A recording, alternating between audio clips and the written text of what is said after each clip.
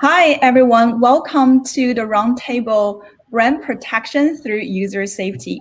It is quite a thorny yet topical issue to unpack, so I invited the 4 leaders in the space from different perspectives on the same topic. I'm super excited and curious to hear what they can concur on or what they can differ on. So let's start with introductions. So Amit, do you want to go first? Sure, and thank you for having me here. I'm Amit Shetty. I'm with the IB Tech Lab. I lead our programmatic anti-fraud and brand safety efforts at the Tech Lab. And just as a quick context for those who are not aware, the Tech Lab is an industry org with a global member base that's focused on building the tech standards that the ad tech industry is built on. So if you heard of things like OpenRTB, VAST, VPay, Open Measurement, the whole gamut of abbreviations, ad tech abbreviations, we are responsible for a lot of those. And basically, we enable various companies to talk to each other and build out some tools, open source initiatives, and things like that. In particular, I lead the working group around transparency and brand safety and ad fraud, and build some tools around that as well. So that's about me, and I'm also eager to listen to kind of learn more about the state of the industry and solutions that have been deployed by other companies in this space as well. Thank you, Amit. So Amit represents the perspective of an industry association. So we have next Angela from Dentsu, the agency perspective. Thank you for having me. Angela Johnson here from Dentsu International. And as Client Development Officer for Dentsu in the Americas, I'm working and partnering with many, many clients. We actually work across the globe with 95 of the top 100 marketing organizations. So what clients are focused on right now is the fact that consumers are demanding that brands and companies act responsibly, inclusively, sustainably. And as joint custodians of brands, that's how we as agencies like to think of ourselves, as the joint custodians of the brands. We need to help brands understand and connect with their purpose and values in the areas of safety and responsibility. Because as a brand, if you know what you believe, you know how to behave. And agencies can help clients articulate what they believe and then help with those behaviors that live up to that. Because there are higher and higher expectations on brands today than ever before. And just give you one example of what Dentsu was doing very recently. We requested every media partner we work with across the US from the big guys like NBCU right through to the little guys to complete our audit. And we said in 4 areas, how do you stack up? Organizational accountability, representative programming, editorial responsibility, and pertinent to today, brand safety and suitability. So I'm really excited to be here with David from Lego. I mean, looking at his target audience, his consumers, kids, the most vulnerable out there. Really looking forward to hearing what he's got to say. And Amit as well, the stuff that you're pushing out from Tech Lab is changing the industry. So thanks for having me.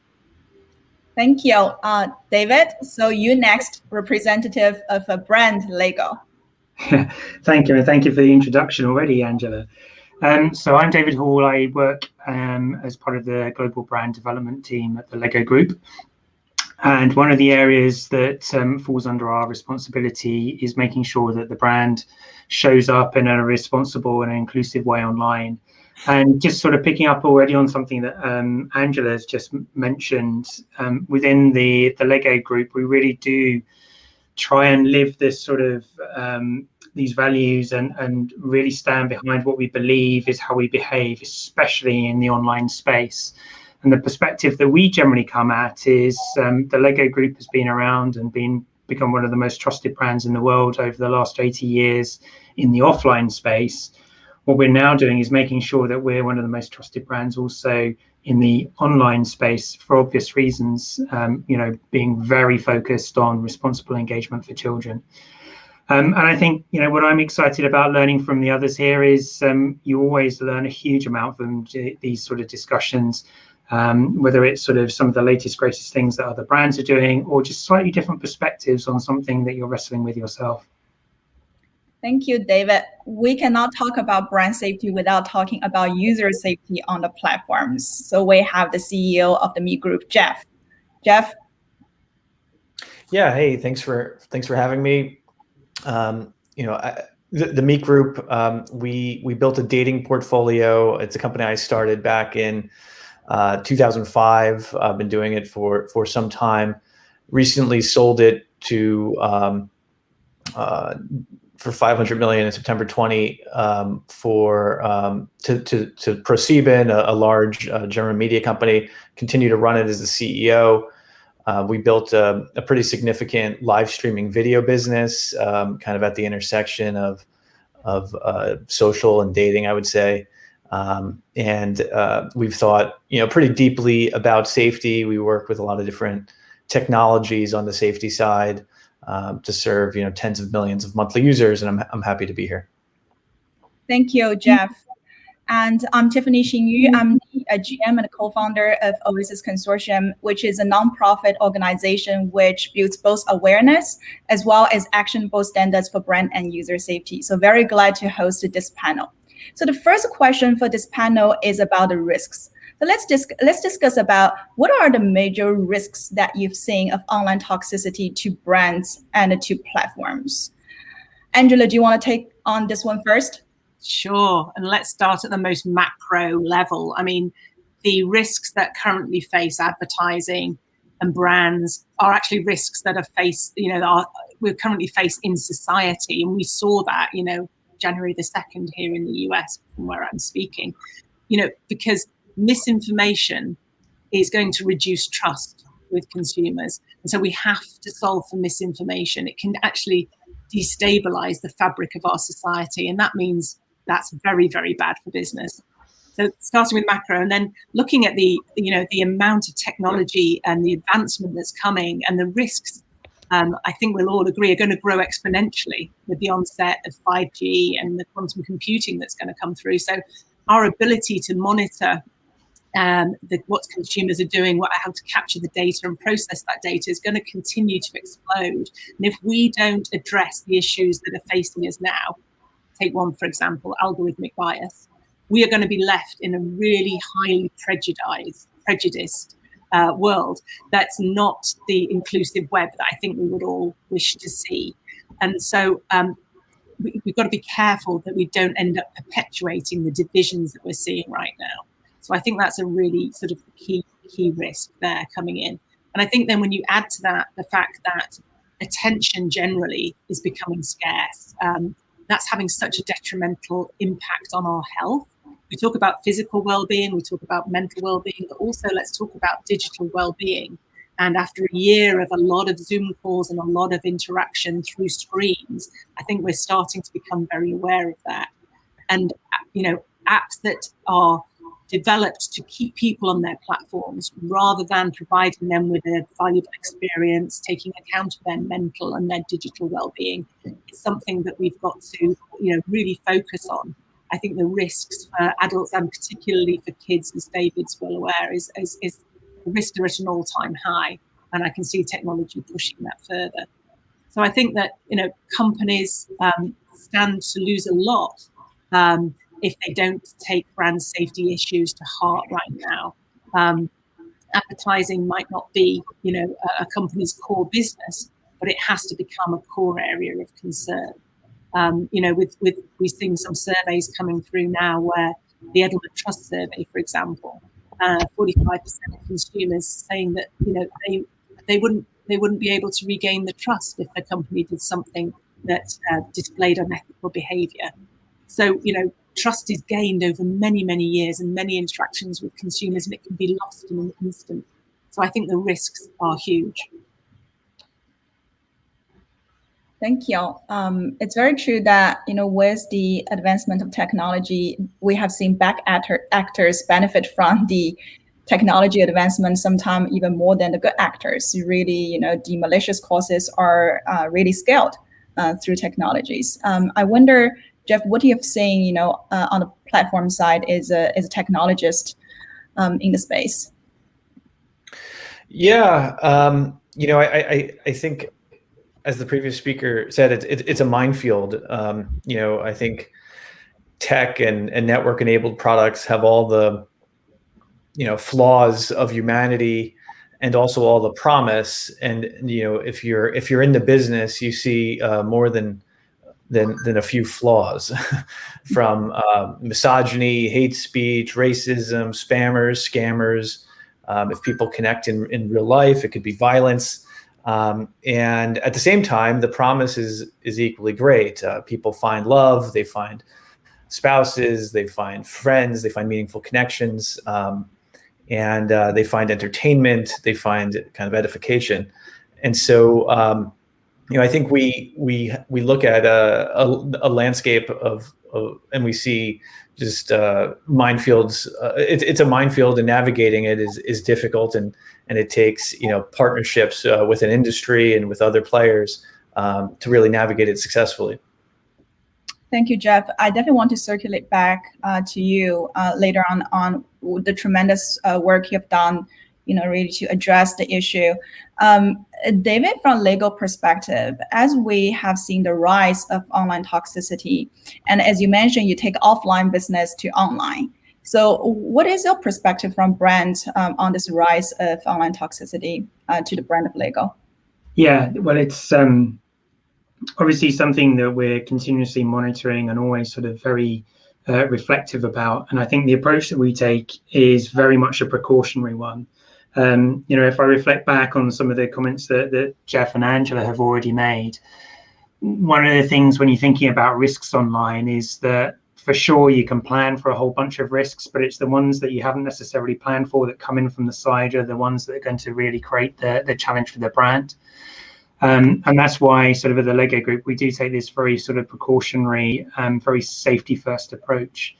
And the way that we would be looking at any of our sort of digital activities is from a number of different perspectives. I think something, just picking up on what Geoff was saying, we've got to always remember that online engagement and digital engagement, especially for children, is a massive opportunity. And it's something that as a brand we want to be sort of nurturing and building upon. But at the same time, we have to be doing this in this responsible way. So for us, when we look at some of the risks, anything that has child safety, any kind of remote risk on child safety would sort of mean that we wouldn't be engaging in that particular opportunity. When it comes to sort of brand safety and commercial opportunity and our ability to sort of engage children in a way that is really, really meaningful, from the brand perspective, we can be a little less restrictive, but it's that child safety thing that is the thing that keeps me up at night. Right.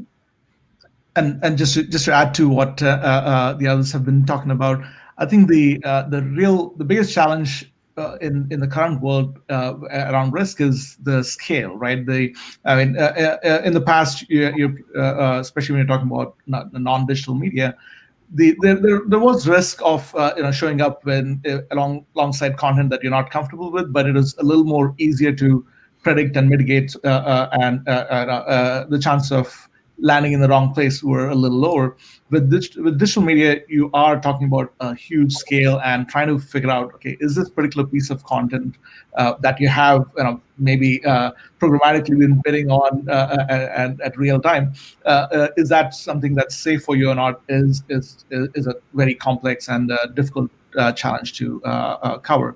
But the one thing that I did want to bring up was some work that we've been doing along with with GARM, the Global Alliance for Responsible Media, where they define a set of categories of content that they consider the floor, which is basically things that really should not be even on any publisher side, but ideally even if it is on a publisher side, probably should not monetize that. But in addition to that, they also define a set of risk profiles, right? So they have the low, medium, and high risk profiles for these categories, where depending on the brand's risk tolerance, they can choose to show up on certain kinds of content, right? So just as a random example, arms and ammunition is one of the floor categories, where you really are saying that, okay, the sale of illegal arms and all that, promoting that is something that is not something that you should be monetizing at a minimum. But then that particular content could be maybe a little dramatization for a movie, for example, or an educational article. And different brands may have the risk tolerance to be able to show up on those locations as well. So risk is something that is a bit more nuanced, I think, at this point.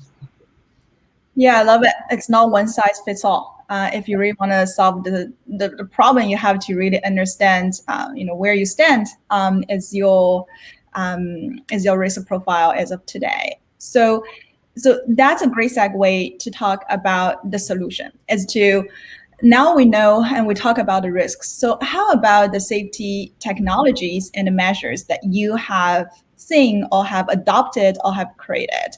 So given that Geoff mentioned, on the Me Group, the rise of the challenge that he has seen, and I'm aware that the Me Group has done tremendous work in adopting SafetyTech and measures to really create a kinder and a safer and more engaging environment. So, Geoff, do you wanna address this question? What are the tags and measures you have adopted for the Meet Group platforms? Sure. So, just setting the stage. So we have many more than 150,000 live video broadcasters on any given day. Millions of other users, at least 1 million viewers of those streams, lots of people meeting and chatting, tens of millions of chats. So it's a large quantity of content. And our approach is, a clear rules-based, approach where with a very clear, plain English code of conduct, we make you agree and acknowledge that code of conduct prior to every stream, and then we devote a significant portion of our workforce, about 500 people, actually the majority of our workforce is devoted to moderation of this content. And to improve our capability with moderation, we leverage artificial intelligence, machine learning in order to find and identify this content quickly and proactively before users see it. And we leverage different technologies in the marketplace. It's quite clear that we cannot be the creator of every AI. We leverage technologies like Spectrum, which helps us with username moderation to keep it from being problematic, as well as stream description moderation, shortly comments moderation for our many tens of millions of comments. And so that's actually a hard problem. It's one that's not easily solved by resorting to a blacklist. We had tens of thousands of words on a blacklist, but you have to do it in 15 languages. And people, of course, users are good at getting around problems like that through different character sets. And so it's an issue that really needs a clear solution, and that's one that we've used. We use a technology called SafetyTech to help us identify that a user is not a bot through a scan, essentially like opening your iPhone, kind of a scan of your face. We've worked with Microsoft recently to build anti-grooming tech for their Project Artemis. And then we leverage what tools are available to us from device platforms like iOS and Android. Apple has something called Device Check, which is useful for keeping a particular device off of that you might know to be a bad doer for one reason or another, off of the platform. So we kind of view it as a kind of holistic approach. It requires some owned and operated home-built tools, and wherever we can, we leverage third-party technologies.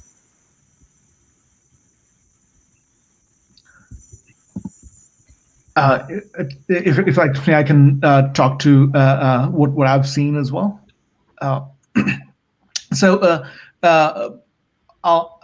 As an industry org, obviously we don't necessarily build the actual tech itself. but I have seen a number of technologies deployed.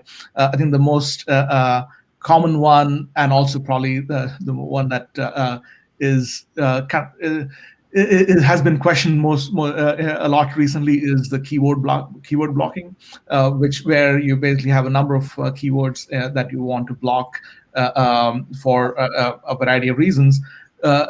Because because you believe that it indicates negative content that you really don't want to be showing up on. It does have a lot of, it does have its positives, but the thing to keep in mind with that is that you might be blocking a lot of content that you don't really want to block, right? So as an example, more recently with COVID, a lot of people had COVID as one of the keywords they were blocking on.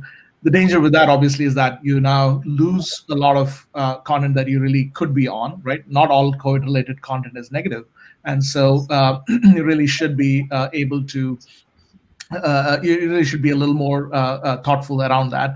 And the other thing I've heard about that is how a lot of keyword lists are stale and old and long. That's the other thing to be careful about. So that I think is a very commonly used tech, but something to be used a little wisely, I think, is very important. The other thing that I've definitely have been hearing a lot about, and I'm very hopeful about, is basically the sentiment analysis tools, right? So basically being able to look at a piece of content and analyze it using machine learning and a variety of other techs to get a better handle on the sentiment around, is it a positive one, is it a negative one, and based off that. Now, obviously, how to be careful about how much, how good that tech is as well, but it is definitely something that I've been hearing a lot about. From a tech lab point of view, though, what we are focusing on is something slightly, we're trying to step back and kind of enable, right? We're all about the building blocks. So we're all about the communication thing. So the GARM framework that I mentioned is actually one of the key areas that we are looking at. And the nice thing about the GARM framework is that it is a very clear set of categorizations that are marked as areas to be careful about, and the rationale behind each of those, plus the detail around the nuance around low, medium, and high risk tolerance.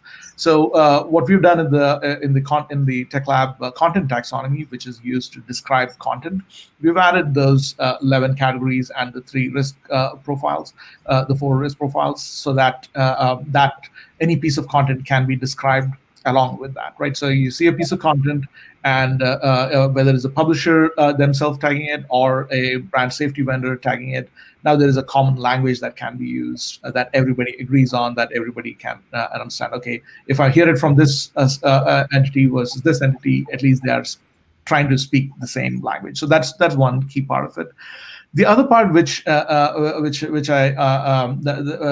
have been focusing on, is actually around the channel itself, right? So on the one part of brand safety is around the content and analyzing the content and being able to describe it. The other part is having a good understanding of who you are working with, and with the idea of making sure that you are working with the entities that you are comfortable with. So we have standards like ads.txt, which allows publishers to indicate who their authorized sellers are, and also sellers.json and supply chain object, which helps clearly identify who the entities involved in a transaction are. So these transparency tools, these transparency standards are something that we believe are going to be important to really kind of understand who you're working with, where your impression, where your ad is showing up, and so on, which is a big part of brand safety. Thank you, Amit and Geoff. I really like the point on the scale and the sheer volume we're dealing with today. So, keeping humans in the loop is important. Using technology becomes a necessity. And Amit, really thank you for bringing on the block list technology, which doesn't suffice to solve the problem. I think it's no better than you flip a coin, a 50% probability from false positive, false negative perspective. I think Geoff mentioned how you use contextual AI, really to understand what that specific word in the context of sentiments of the confirmation biases in the environment to really increase the accuracy of judgment by the machines is a better technology than the keywords based technologies. Really, thank you for you both to pile on this. One thing you really make me think is, we talk about brand safety, we talk about user safety, and what is the relationship between the two? And I kind of really want to pick David on this. Lego is a brand. I'm sure your role is looking at brand safety all the time, but you have to actually advertise your brand on platforms, and you really rely on the user safety on the platform to really realize the brand safety you desire.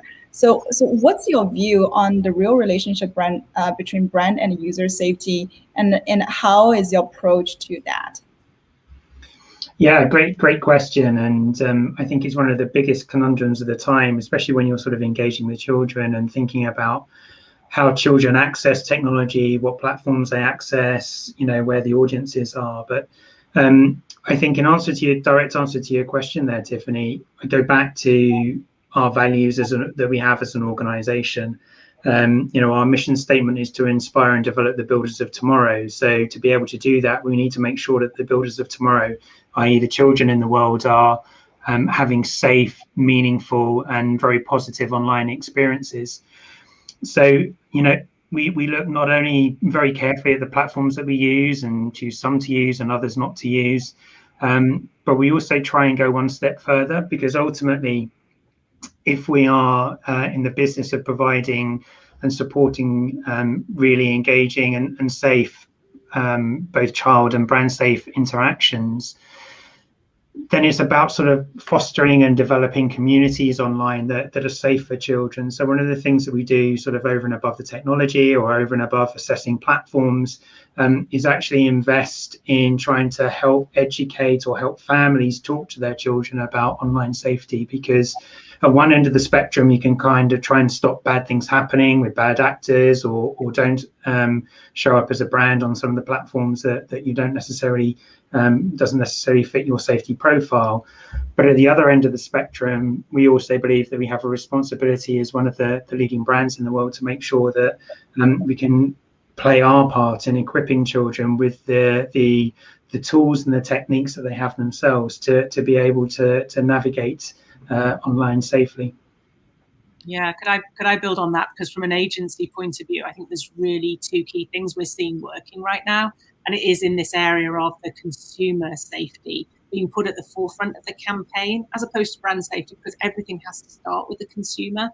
And so that's quite a considerable resource needs to be put in from an agency's point of view, and that's why we have media ethicists at Dentsu, because we need to really understand consumer safety protocols and really sift through the partners. And that's the second thing we're seeing working is, rather than reacting to any brand safety issues that come up, we're out there ahead of it. We're planning for the future, making sure that we're putting ourselves on our clients' brands in a position where they're not going to be in those, we can't control everything, but we're trying to severely decrease any chance of that. So I know, for example, we work with a partner called Open Slate, and they look through daily every channel that we could possibly put our clients' advertising onto. And so recently we looked at YouTube Select, and we decided of the 76,121 channels that 1,449 weren't suitable for Dentsu's, they're not compatible with our safety and suitability standards.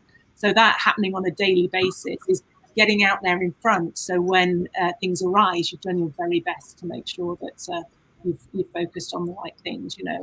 Your advertising is not meeting those standards, whether it's sexually suggestive or excessive profanity or whatever it is that's in our set of standards there. Thank you so much, Angela. I love what you just beautifully put out there. Is the consumer, which is actually stands between these two circles, the brand and the user safety. And as an agency, I don't know, for the audience and the panelists, I think you might be familiar with this huge LumaScape for the marketing and the ad tech between the brand to the platforms. They're gazillion of players in between, really to connect the dots, it is really hard. Coming to this topic of difficulty, I want to talk a little bit about the ROI of SafetyTech. Obviously, it's the right thing to do. People on this panel all want to push this agenda forward. We also know in organizations how hard it is to align with other stakeholders and always come down to the bottom and top line. So we know it is hard, but let's take a step back. If today you're gonna be the architect or the mastermind to say what needs to be factored into the ROI calculation of investing in SafetyTech, what does this panel think about? What are the factors we should put into the ROI calculation for SafetyTech? So I'm happy to sort of dive into that one, but with a slightly cheeky answer to your question there, Tiffany. I think certainly from our perspective, if we continue the theme that we were just talking about there, sort of child and user safety, that for us is priceless. So, we don't engage in a cost-based exercise trying to sort of figure out, well, what's the sort of break even for child safety. For us, one child being exposed to something that is completely inappropriate because of what we've done as a brand is one child too many. So I think, we tend to flip it around, and rather than thinking about the return on safety, we need to make sure that child safety there is almost like table stakes for us to actually do anything.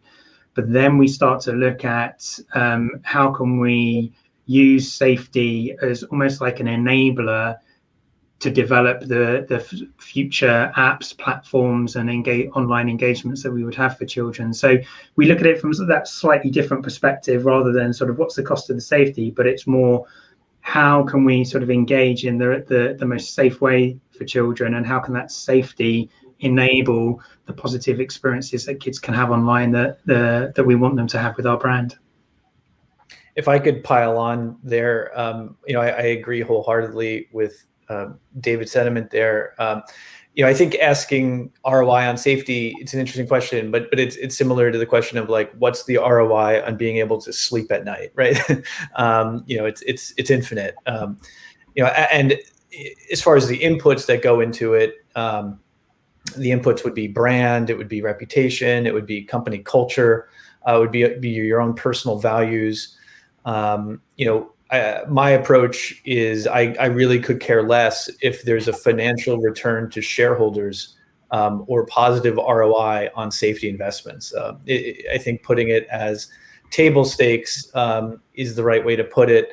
I think anyone who is in this business has a moral imperative to invest to ask themselves how people might misuse their products, and to invest in ways to try to prevent that. And I do think that it's an interesting question to ask it that way, because I think that what entrepreneurs are essentially, and what companies are generally doing, is they create these innovations and they put them into the world, and people are forced to react to them, and that becomes the new standard in the ecosystem. And at the same time, as they do those things, they create negative externalities, right? Where some of these were mentioned: distraction, mass distraction, more harmful behaviors as well. And that's kind of like the modern day smokestack. These companies spew out these negative externalities, and being aware of what negative interactions are possible, or what negative behaviors you might be contributing to, is the first step to then asking yourself, well, how can I prevent that? And what investments do I have to make in technologies to prevent that? And so I think that's how we think about it. I wouldn't ask, and I think why the question is interesting, because often I think fiduciary duty has been misunderstood to essentially mean shareholder return, when that is missing a lot of very important constituencies, like society, employees, and so forth. Yeah, from an agency point of view, our clients, they and trust us with their budgets, and we put these campaigns out, and we're asked to report back on the ROI based on things like click-through rate, on return on ad spend, on last touch attribution. And if we just follow that through as the set of KPIs, we're obviously going to end up with a negative ROI on brand safety. It's kind of inevitable if you're just purely focused on those kind of engagement or sales goals. And so I think that, at Dentsu we talk about not just return on brand safety, but actually it's return on trust. And I think trust and consumer trust in what we're doing is the key thing here. And how do you actually measure that? That will take an industry shift, because it's the ecosystem that we need to affect here.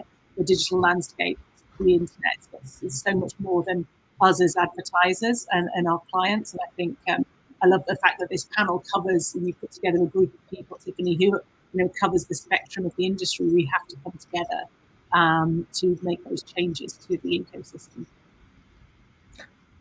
I'll add I agree with everything that everyone said so far. I'll add a slightly different point of view as well to the conversation, which is around an initiative that we've been talking about a good bit last year called News Saves Lives, right? And how a lot of brands look at their budgets and look at where they're showing up, not just from the point of view of their own brand safety, but also from the point of view of their values and how they do want to support the news media. I mean, news is definitely one of those areas that is under a lot of pressure right now, and a lot of the pushback that we see on social media does impact the trust that people have in news. And so the brands do want to make sure that we don't lose sight of the fact that news is something that needs to be supported. Now, of course, that doesn't mean that they would want to show up in every piece of content that claims to be news or anything of that sort. But it does mean that they're looking at it from the point of view of, okay, let's make sure that we really understand what kind of content is out there and who the publishers are, and really understand where they're showing up, and make sure that they support the right entities.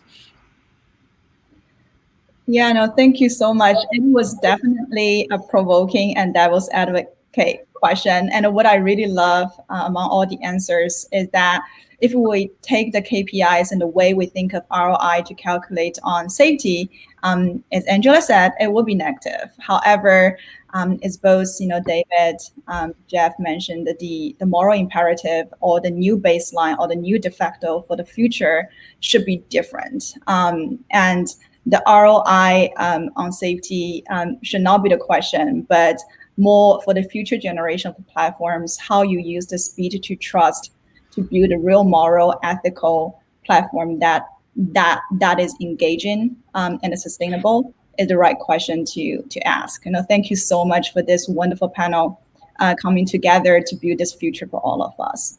With that, I do want to move to the wrap-up section for each of the panelists to leave your summary and advice that you want our audience to take away from this panel. Geoff, you want? Sure, I'm happy to jump in. I think a takeaway is, safety is not a zero-sum game. Companies should be collaborating on safety, sharing practices, maybe sharing even more than that, and not seeing it as a differentiator, a way to gain market share. I don't think every app or every property should have to solve safety problems individually and in a silo. I think it will take an ecosystem. It will take a basic plumbing layer of safety that has to get built out, and that is being built out by a number of companies, of which one is Spectrum. And I think that among that, in order to build that plumbing out, it really does include the biggest gatekeepers. So the biggest companies on earth, the $1 trillion market cap companies that have the most information on the end user, that own the platforms, that have biometric scans or fingerprint scans just to use the device. It would be very relevant to know if a person on that device is a registered sex offender, or if they've had violence against women claims against them. or if they're under 18. Information like that could also be gleaned by each individual company in the ecosystem, asking for a picture ID and a biometric scan, but that can't be the solution. It's not optimal, not certainly for society. So my takeaway would be it's not a zero-sum game. Industry should be collaborating more and asking how we can share information, practices, and data to make users safer. Thank you, Geoff. Cool. Go on, Amit. Go on. Okay, I can go next. So maybe a little bit of a repeat of what I've said earlier. There are a number of solutions for various companies from various companies that aid in brand safety. From industry point of view, something that I think is relevant to everyone. And really, regardless of what perspective you're coming from, whether it's a brand, an agency, a publisher, or what have you, I think the key part that I definitely advocate is transparency, right? So, and what I mean by that are a couple of things, like having that consistent language to describe content, having transparency on who you're working with. These are things which have been a little lost over time, I think, and now is getting more and more important to address both brand safety and ad fraud, for that matter. Just having a clear understanding of all the people that you're doing business with. So I highly recommend that everyone make sure that we advocate for those kind of things. Obviously, I'm tying it to standards, but in general, I think that's very true as well. So just jumping in there, I think sort of trying to put together some of the things that we've been talking about here together, and also the perspectives that certainly we have as a business and an organization. There are a couple of things that I've just been reflecting on. I think the first is we shouldn't forget the massive opportunities that are out there for technological development, for online engagement, for consumers engaging with platforms. The internet and its continued evolution is going to continue to sort of throw up loads and loads of really fabulous opportunities, not only for sort of children, but also for adults and for society at large. But I think as a brand and as a business, you just have to go back and ask yourself, okay, who is it that I'm serving? What's really, really important to them? And what are the values that I have as a brand? And use that to define your non-negotiables. And then from there, that gives you the platform for which to attack the opportunities that are undoubtedly there. Yeah, for me, I was told that this is a panel aimed at CMOs and CEOs. I was thinking, wow, I'd love to think that when we are looking in the future, that CMOs and CEOs weren't researching and listening about brand safety. It was actually a core part of their role. And that's because I think that, they really understand that this is they understand the link between where you're advertising and the brand, and consumers are there. And so getting buy-in top down from a company, I think is really important. And making sure it works right across the organizations, not sitting in a marketing silo, is part of the corporate strategy. So I guess what I would like to take out as is imploring the CEOs of companies to make sure that that your ad dollars are funding content. So create a policy so it acknowledges that your brand has responsibility in this landscape, and then use that as a framework to guide your overall sort of advertising media buying strategy. So really understand where your ads are running, and as much as possible about the creators that then take that investment and turn it into more content. Because societal and media landscape's changing so rapidly, make sure you're on top of that. That's something that every quarter should not go by without you addressing that and reviewing it. So yeah, make it really a core part of your corporate strategy and keep on it. Just actually adding to what Angela said, at Oasis Consortium, the 5 values, just as we would have values for a corporation, we should have values also for the industry. And Oasis stands for O as openness. One size doesn't fit all. Let's just do risk profile analysis to understand where we are today and what measures we need to take today for the future. Accountability is exactly what Angela mentioned. When 5 people own something, nobody owns it. Let's make sure somebody has that for the ownership for this topic. Security is as to data and identity protection. I is innovation, all about SafetyTech, how we actually include technology to help humans to really create this moral imperative and the sustainability. I hope this is not one-time talk from this panel. This is something which will write our next decade, if not decades. So with that, thank you so much for every panelist to join this roundtable. We have time for one question from the audience. So the question we got is how we measure the trust and improvements in trust. I think it's related to what Amit said. Let's create a transparency. Who want to take on that first? I'm quite happy to lean into that one first and see if we can kickstart the discussion. I think there's obviously sort of market research ways that you can measure trust in a brand, and there are a whole bunch of reputation surveys out there, and I'm very fortunate to be working for a brand that generally features right at the top of those kind of tables. I think that the way I would sort of think about that question, it's less about how should we be measuring trust, but if you lose trust, what could the potential knock-on impact be for your business? Because I think trust is something that we were talking about earlier. It takes a long time to build up, and it can be lost very, very quickly, especially in the online space. So I would sort of leave with the reflection of it's less about sort of measuring how trusted your brand is. It's more around thinking about, if I lose the level of trust that I've built up over time, how detrimental can that be to my business?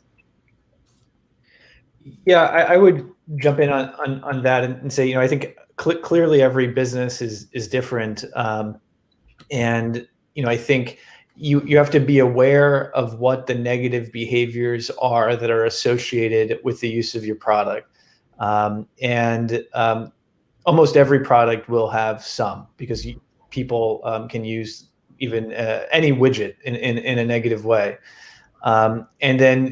and there'll be people like spammers or scammers who seek to exploit people, maybe through products or through your brand.